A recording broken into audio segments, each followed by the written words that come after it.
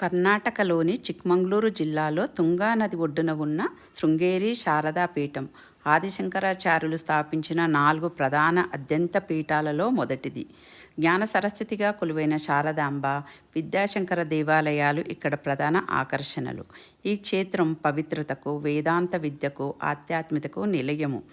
ఆదిశంకరాచార్యులు ఈ ప్రదేశాన్ని ఎంచుకోవడానికి ఒక ఆసక్తికరమైన కథ ఉన్నది.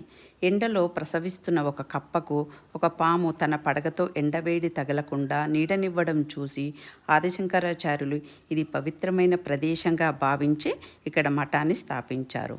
మొదట్లో శంకరాచార్యులు చందనపు విగ్రహాన్ని ప్రతిష్ఠించగా తర్వాత బంగారు విగ్రహాన్ని ప్రతిష్ఠించారు. 14వ శతాబ్దంలో నిర్మించిన ఈ ఆలయము అద్భుతమైన శిల్పకళలతో 12 స్తంభాలతో 12 రాసులతో సూచిస్తూ నిర్మించబడినది. ఇది శృంగేరి, కర్ణాటకలో ఉన్నది.